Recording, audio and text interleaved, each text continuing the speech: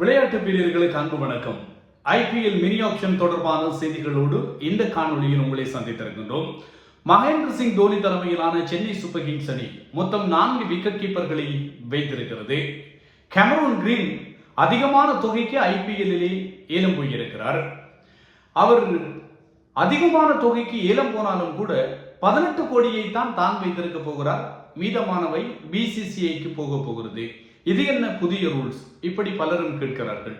நேற்றைய நாளிலே 2 புதுமுக வீரர்கள் 14.2 கோடி கொடுத்து காசி மாமா சென்னை சூப்பர் கிங்ஸுக்கு அந்த வீரர்களை பெற்றிருக்கிறார். அப்படி என்ன ஸ்பெஷல் இருக்கிறது? எல்லா வீரர்களும் கைதேர்ந்த இன்டர்நேஷனல் பிளேயர்ஸ் மீது அல்லது உள்ளூரிலே மிகச்சிறப்பாக ஆடுகின்ற வீரர்கள் மீது முதலீடு செய்ய காசி மாமா மட்டும் சென்னைக்காக 19 வயது 20 வயதான வீரர்கள் மீது முதலீடு செய்திருக்கிறார். அதுவும் 28.4 கோடியை மொத்தமாக செலவு செய்திருக்கிறார். ஆச்சரியமாக இருக்கிறது. ஏன் நடந்தது, இது என்ன நடந்திருக்கிறது என்று சொல்லி முழுமையாக இந்த காணொலியிலே பார்க்கலாம். வாருங்கள். ரைட், நான் தில்லையம்பலம் தரணிதரன். நேற்றைய நாளிலே அபுதாபியிலே ஐபிஎல் மினி ஆக்ஷன் இடம்பெற்றிருந்தது. இந்த ஐபிஎல் மினி ஆக்ஷனை பொறுத்தவரையில் அதிகமான தொகையை வைத்திருந்த அணி கொல்கத்தா நைட் ரைடர்ஸ் அணி. இரண்டாவது அதிகமான தொகையை வைத்திருந்த அணி சென்னை சூப்பர் கிங்ஸ் அணி. மிக குறைவான தொகையை வைத்திருந்த அணி மும்பை இந்தியன்ஸ் அணி என்று சொன்னால் அது ஒன்றும் மிக இல்லை. மும்பை இந்தியன்ஸிடம் இருந்தது 2 கோடி 75 லட்சம் மட்டும்தான். 2 கோடி 75 லட்சம் இருந்தது மும்பை இந்தியன்ஸ். ஆனால் கேமரூன் கிரீன் அதிகமான தொகைக்கு ஏலத்துக்கு போவார்கள் என்று சொல்லி எதிர்பார்க்கப்பட்ட கேமரூன் கிரீனை மிக பெரிய அளவிலான தொகைக்கு 25 கோடிக்கு மேல் அவர் நேற்றைய நாளிலே ஏலம் போயிருக்கிறார். 25 கோடிக்கு மேல் ஏலம் போயிருக்கிறார். இவரை முதலாவது ஏலத்துக்கு இவர் வந்தபோதே கையை தூக்கியது மும்பை இந்தியன்ஸ் அணி. மும்பை இந்தியன்ஸ் அணியினுடைய உரிமையாளர்களுள் ஒருவரான ஆகாஷ் அம்பானி சொல்லி இருக்கிறார், கேமரூன் கிரீன் மும்பைக்காக விளையாடி இருக்கிறார். அவரை நாங்கள் ட்ரேடிங் செய்தோம் ஆர்சிபிக்கு. அவர் ஒரு தரமான வீரர். அவர் எப்போது ஏலத்துக்கு வந்தாலும் நாங்கள் அவருக்கு ஒரு ரெஸ்பெக்ட் கொடுக்கிறோம். அதனால் தான் 2 கோடி 75 லட்சம் இருந்தாலும் நாங்கள் ஏலத்தை ஆரம்பித்து அவருக்கு மரியாதை செலுத்தினோம் என்று சொன்னார். நேற்றைய நாளிலே கேமரூன் கிரீன் அதிகமான தொகைக்கு ஏலத்துக்கு போயிருக்கின்ற ஒரு வீரராக வந்திருக்கிறார் என்பதும் சுட்டிக்காட்டக்கூடியதாக இருக்கிறது. இப்படி இருக்க நேற்றைய நாளிலே நடந்திருக்கின்ற சுவாரஸ்யமான விஷயங்களைத்தான் இந்த காணொலியில் முழுவதுமாக உங்களோடு நாங்கள் பகிர போகிறோம். அதிகமான தொகைக்கு ஐபிஎல்லிலே நேற்றைய நாளிலே ஏலம் போயிருப்பதோடு மாத்திரமல்லாமல் ஒரு வெளிநாட்டு வீரராக 25.2 கோடி இவருக்கு கொல்கத்தா நைட் ரைடர்ஸ் அணி கொடுத்திருக்கிறது. மோஸ்ட் எக்ஸ்பென்சிவ் ஓவர்சீஸ் பிளேயர்ஸ் என்று சொல்லி பார்த்தால், அதிகமான தொகைக்கு ஏலத்தில் எடுக்கப்பட்ட வெளிநாட்டு வீரர்கள் என்று சொல்லி பார்த்தால் கொல்கத்தா அணி மிச்சல் ஸ்டார்க்கை கடந்த முறை 2024 24.75 கோடிக்கு கடந்த முறைக்கு முந்தைய ஏலத்திலே பெற்றிருந்தார்கள். கேமரூன் கிரீனுக்கு கிடைத்திருப்பது 25.2 கோடி. பேட் கமின்ஸை சன்ரைசர்ஸ் 2024 20.5 கோடிக்கு எடுத்திருந்தது. பஞ்சாப் கிங்ஸ் 2023 சங்கரானை 18.5 கோடிக்கு எடுத்திருக்கிறது. நேற்று மதீஷ பத்ரனவை 18 கோடிக்கு கொல்கத்தா எடுத்திருக்கிறது. இதே போன்று கேமரூன் கிரீன் ஏற்கனவே 2023 ஆண்டு 17.5 கோடிக்கு ஏலத்தில் எடுக்கப்பட்டிருக்கிறார். ஐபிஎல் வரலாற்றிலே அதிகமான தொகைக்கு ஏலத்தில் எடுக்கப்பட்ட 6 வெளிநாட்டு வீரர்களை எடுத்து பார்த்தால் இதிலே 3 ஆஸ்திரேலிய வீரர்கள் இருக்கிறார்கள். கேமரூன் கிரீனுக்கு மட்டும் 2 தடவைகள் இப்படி கிடைத்திருக்கிறது. இதை விடுத்து கேமரூன் கிரீன் இதுவரைக்கும் 3 ஐபிஎல் தான் ஆடி இருக்கிறார். போன முறை ஆர்சிபிக்காக ஒப்பந்தமாகி இருந்தவர், அவர் ட்ரேடு செய்யப்பட்டிருந்தவர். ஆர்சிபி சாம்பியன் ஆனது, ஆனால் கேமரூன் கிரீன் அணியிலே இருக்கவில்லை. மொத்தம் 3 ஐபிஎல் 60 கோடிக்கு மேல் கேமரூன் கிரீன் தன்னுடைய பாக்கெட்டுக்குள்ளே நிரப்பி இருக்கிறார் என்பது ஞாபகப்படுத்தத்தக்கது.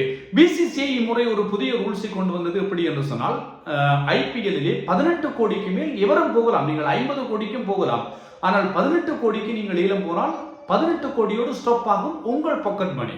உங்கள் பாக்கெட்டிலே நீங்கள் 18 கோடியை தான் போடலாம். மீதமான 7.2 கோடி ரூபாய்கள் பிசிசிஐக்கு இந்த பிளேயர்ஸ் வெல்ஃபேர் என்று சொல்லி ஒரு புதிய திட்டத்தை அமல்படுத்துகிறார்கள், அங்கே சென்றுவிடும். ஆகவே கேமரூன் கிரீன் நேற்று கொல்கத்தாவால் இவ்வளவு தொகைக்கு எடுக்கப்பட, மதீஷ பத்ரன் உங்களுக்கு தெரியும், மதீஷ பத்ரனவினுடைய குடும்பம் தோனிக்கு நன்றி சொல்லி இருக்கிறது. முதல் 3 பருவங்களிலே இவர் என்ன செய்தார்கள் என்று சொன்னால், 20 லட்சம் அடிப்படை விலையிலே தான் சென்னை அணியிலே விளையாடி இருந்தார் என்பது குறிப்பிடத்தக்கது. கடந்த முறை அவரை ரிட்டைன் செய்திருந்தார்கள். ரிட்டைன் செய்து அவர் விளையாடிய போது அவருக்கான சம்பளம் 12 கோடியாக இருந்தது. அப்ப 12 கோடி இவருக்கு கொடுப்பது அதிகம் என்று இவரை ரிலீஸ் செய்துவிட்டு குறைந்த தொகைக்கு எடுப்பார்களா என்று சொல்லி பார்த்தாலும் கூட ஏலத்தில் இவர்கள் ஆர்வம் காட்டவில்லை. 12 கோடி சம்பளத்தில் இருந்த மதீஷ பத்ரன இப்போது 18 கோடிக்கு கொல்கத்தாவால் வாங்கப்பட்டிருக்கிறார். இலங்கை ரூபாவிலே பார்த்தால் கிட்டத்தட்ட 61 கோடி வருகிறது. மிகப்பெரிய ஒரு தொகைக்கு மதீஷ பத்ரன் வந்திருக்கிறார். ஆகவே மதீஷ பத்ரனவிற்கு தோனிக்கு மதீஷ பத்ரனவினுடைய குடும்பம் நன்றி கடப்பாடு பட்டிருக்கும் என்று சொல்லலாம். கொல்கத்தாவை பொறுத்தவரையில் கொல்கத்தாவிடம் தான் அதிகமான தொகை ஐபிஎல் ஏலத்துக்காக வருகின்ற போது இருந்தது என்பதும் ஞாபகப்படுத்தத்தக்கது. அவ்வளவு ஒரு பெருத்த தொகையை வைத்துக் கொண்டுதான் கொல்கத்தா ஏலத்துக்கு வந்திருந்தார்கள் என்பதும் ஞாபகப்படுத்தத்தக்கது. அதனால் அவர்களுக்கு ஏலத்திலே வீரர்களை பெற்றுக்கொள்வது என்பது அவ்வளவு சிரமமான காரியமாக இருக்கவில்லை என்பது ஞாபகப்படுத்தத்தக்கது. 64.3 கோடி கொல்கத்தாவிடம், சென்னையிடம் 43.4, சன்ரைசர்ஸிடம் 25.5, லக்னோவிடம் 22.95, டெல்லியிடம் 29.8, ஆர்சிபி 16.4, ராஜஸ்தான் ராயல்ஸ் 16.05, குஜராத் 12.9, பஞ்சாப் 11.5, மும்பை இறுதி இடத்தில் 2.75 என்கின்ற தொகையை வைத்துக் கொண்டிருந்தார்கள். இதை வைத்துக் கொண்டுதான் ஏலத்துக்கு வந்தார்கள். ஆகவே இந்த கொல்கத்தாவிடம் இருந்த 64.3 கோடியை பயன்படுத்தி கொண்டு 25.2 கேமரூன் கிரீனுக்கும் 18 கோடியை மதீஷ பத்ரனவிற்கும் இவர்கள் கொடுத்திருக்கிறார்கள் என்பதும் ஞாபகப்படுத்தத்தக்கதாக இருக்கிறது. மொத்தம் 43.2 கோடி இந்த 2 வீரர்களுக்குமாகவும் கொடுக்கப்பட்டிருக்கிறது என்பதும் கவனிக்கக்கூடிய ஒரு விஷயம். சென்னை அணி என்ன செய்திருக்கிறது என்று சொன்னால், இந்த மதீஷ பத்ரனவை 12 கோடிக்கு வைத்திருந்தவர்கள் அவரை விடுவித்து விட்டு ஆர்சிபிக்கு 18 கோடிக்கு தட்டிவிட்டு மேக் ஹென்ரியை, இவர் ஏற்கனவே சென்னை சூப்பர் கிங்ஸுக்காக விளையாடி இருக்கின்ற வீரர், நல்ல ஒரு பை என்று சொல்லலாம், 2 கோடிக்கு அவரை பெற்றிருக்கிறது சென்னை சூப்பர் கிங்ஸ் என்பதும் ஞாபகப்படுத்தத்தக்கதாக இருக்கிறது. மும்பை இந்தியன்ஸை பொறுத்தவரையில் மும்பை இந்தியன்ஸ் அணி குவிண்டன் டி காக்கை எடுத்திருக்கிறார்கள். குவிண்டன் டி காக் மும்பைக்காக 3 ஐபிஎல் சீசன்கள் ஆடி இருக்கிறார். இதில் 2 சீசன்களில் மும்பை இந்தியன்ஸ் வென்றிருக்கிறது. 2.75 கோடி தான் இருந்தது. குவிண்டன் டி காக் இப்போது ஏலத்துக்கு வந்தபோது 1 கோடியிலே தட்டி தூக்கி இருக்கிறது மும்பை இந்தியன்ஸ். மும்பை இந்தியன்ஸ் ரெக்கார்டனை வைத்திருக்கிறது. இன்னும் ஒரு தென்னாப்பிரிக்க வீரர் விக்கெட் கீப்பராக. அவர் அவ்வளவு பெரிதாக நம்பகமாக சோபிக்கவில்லை. ஏற்கனவே கடந்த முறை உங்களுக்கு தெரியும், ஜானி பேஸ்டோவையும் கூட உபாதை காரணமாக ரிப்ளேஸ்மெண்ட்டுக்காக அணிக்குள்ளே எடுத்து சில போட்டிகளில் ரோஹித் சர்மாவோடு ஆரம்பத்தோடு பாட்டு வீரராக பயன்படுத்தினார்கள். ஆகவே அவர்களுக்கு ஒரு சாலிட் ஓப்பனிங் பேர் ஒன்று தேவை. குவிண்டன் டி காக்கை தட்டி தூக்கி இருக்கிறார்கள். ரோஹித்தும் குவிண்டன் டி காக்கும் ஆரம்ப வீரர்களாக வருவார்கள். விக்கெட் கீப்பர் ஸ்தானமும் இஷான் கிஷானும் இல்லாத இடத்தில் அதுவும் அங்கே நிரம்புகிறது. மும்பை ஒரு கடப்பார பேட்டிங் லைனப்பை இம்முறையும் தக்க வைத்திருக்கிறது என்று சொல்லலாம். மிகப்பெரிய வீரர்கள் மும்பைக்கு வருகிறார்கள். ரோஹித் சர்மா, இதே போன்று Quinton de Kock, Suryakumar Yadav, Tilak Varma, இப்படி இந்த பேட்டிங் லைனப் சென்று கொண்டே இருக்கிறது. மிகப்பெரிய தரமான வீரர்கள் அந்த அணியிலே இடம் பிடித்திருக்கிறார்கள். ஹார்திக் பாண்டியா இருக்கிறார். இப்படி பல வீரர்களை ஷெஃபன் ரதர்ஃபோர்டை இவர்கள் குஜராத்திடம் இருந்து பெற்றிருக்கிறார்கள். இப்படி பேட்டிங் லைனப் என்பது மும்பைக்கு மிகப்பெரிய அளவிலே இருக்கிறது. பவுலிங்கும் நல்ல அளவிலே செட் ஆகி இருக்கிறது. சென்னை சூப்பர் கிங்ஸை பொறுத்தவரையில் சென்னை சூப்பர் கிங்ஸ் நேற்றைய நாளிலே அவர்களுடைய ஏலம் கொஞ்சம் விமர்சன ரீதியாக பார்க்கப்பட்டாலும் கூட இளம் வீரர்கள் மீது சென்னை முதலிடுகிறது. ஒரு காலத்தில் 2000 பிற்பகுதி, ஏன் இப்போது 5 ஆண்டுகளுக்கு முன்னர் கூட சென்னை அப்படித்தான் இருந்தது. டேடிஸ் ஆர்மி என்று சொல்லி அழைக்கப்பட்டார்கள். எல்லாம் 30-35 வயதான வீரர்கள் தான் அந்த அணியில் இருந்தார்கள். அப்படிப்பட்ட ஒரு அணிதான் சென்னையை தேடி தேடி பெற்றது. ரொபின் உத்தப்பா, ராயுடு, வாட்சன் என்று சொல்லி பல கிரிக்கெட்டிலிருந்து ஓய்வு பெறுகின்ற வீரர்கள் எல்லாம் அங்கேதான் அடைக்கலம் புகுந்தார்கள். அப்படி ஒரு அணியை வைத்திருந்தது. இப்போது இந்த சென்னை சூப்பர் கிங்ஸ் என்ன செய்திருக்கிறது என்று சொன்னால், இளம் வீரர்கள் 19 வயதான ஒரு இளம் வீரரை அவர்கள் நேற்று பெற்றிருக்கிறார்கள் என்பதும் குறிப்பிடக்கூடிய விஷயமாக இருக்கிறது. கிருஷாந்த் சர்மா என்று சொல்லப்படுகின்ற ஒரு வீரர், இவர் அதிரடியான ஒரு விக்கெட் காப்பாளர் என்பதும் ஞாபகப்படுத்தத்தக்கதாக இருக்கிறது. அதிரடியான ஒரு விக்கெட் காப்பாளர் 14.2 கோடிக்கு பெற்றிருக்கிறார்கள். இவர் 12 போட்டிகளிலே விளையாடி இருக்கிறார். 28 சிக்ஸர்களை விழா செய்திருக்கிறார். 160 ஸ்ட்ரைக் ரேட்டாக இருக்கிறது. அப்படி ஒரு தரமான ஒரு வீரராக இவர் இருக்கிறார். இதே போன்று இன்னும் ஒரு வீரரையும் 14.2 கோடிக்கு சென்னை தட்டி தூக்கி இருக்கிறது.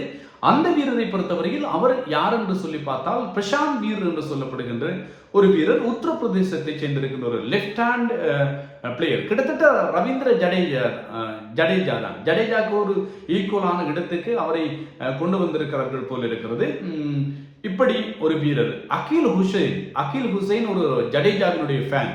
9 ஆண்டுகளுக்கு முன்னர் ஒரு காலத்தில் நான் ஜடேஜா மாதிரி வருவேன் என்று சொல்லி ஒரு ட்வீட் இட்டிருந்தார். இப்போது ஜடேஜாவினுடைய இடத்தை சில வழிகளில் இவரை வைத்து நிரப்புவார்கள். இவர் ஒரு லெஃப்ட் ஆர்ம் ஸ்பின்னர் என்று தெரியும் உங்களுக்கு. இறுதி நிலைகளிலே வந்து ஒரு பவர் ஹிட்டிங் செய்யக்கூடிய ஒரு வீரர். அப்படி அவரையும் சென்னை அணி பெற்றிருக்கிறது. சென்னை அணி நேற்றைய நாளிலே டெவன் கான்வே, ராஜின் ரவீந்திர இவர்கள் மீதெல்லாம் ஆர்வம் காட்டவில்லை. மதிஷ பத்திரன் மீதெல்லாம் சென்னை அணி அவ்வளவு பெரிதான ஆர்வத்தை காட்டியிருக்கவில்லை என்பது ஞாபகப்படுத்தத்தக்கது. சென்னையும் அப்படி பெற்றிருக்கிறது, கொல்கத்தா இப்படி இருக்கிறது, மும்பை இப்படி இருக்கிறது. அதே போன்று ஆரம்ப ஏலங்களை பொறுத்தவரையில் ஏலம் போகாத பல வீரர்கள் இருந்தார்கள்.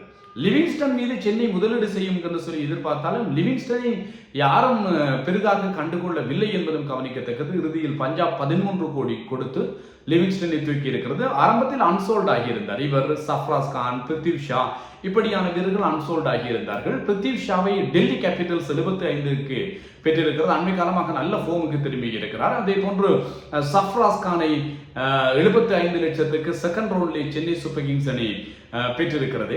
ஏற்கனவே சென்னையிடம் சஞ்சு சாம்சன் இருக்கிறார், விக்கெட் காப்பாளராக தோனி இருக்கு. சஞ்சு சாம்சனை 14 கோடி கொடுத்து ட்ரேடிங் மூலமாக பெற்றுக்கொண்டார்கள்.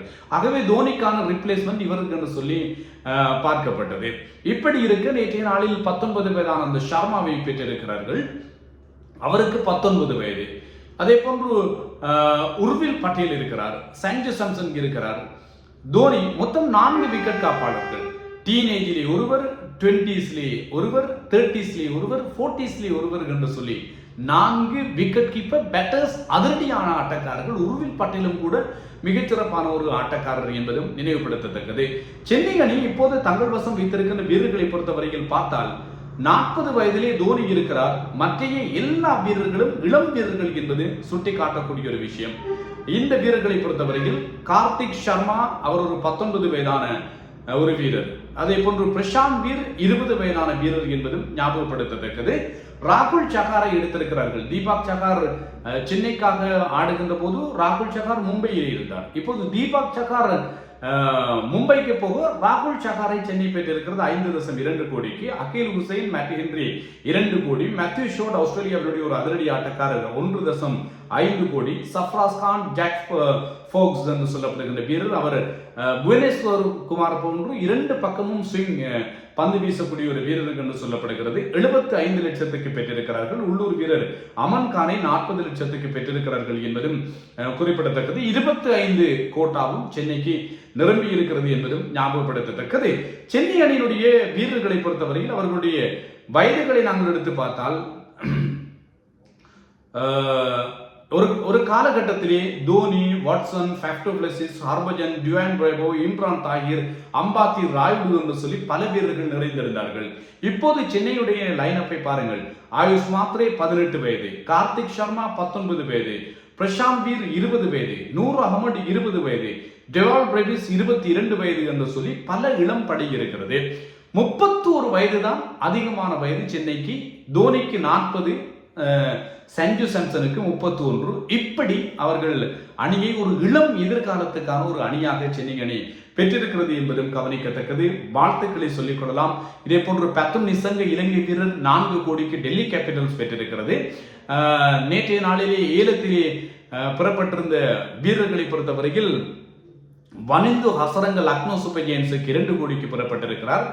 பத்தும் நிசங்க 4 கோடிக்கு டெல்லி கேபிட்டல்ஸ். கொல்கத்தா 18 கோடி கொடுத்து இவரை எடுத்திருக்கிறது.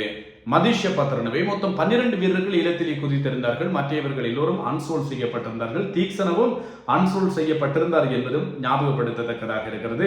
ஐபிஎல் வரலாற்றிலே அதிகமான தொகைக்கு ஏலம் போன ஒரு வெளிநாட்டு வீரர் என்கின்ற பெருமையை இப்போதைய நிலையில் இந்த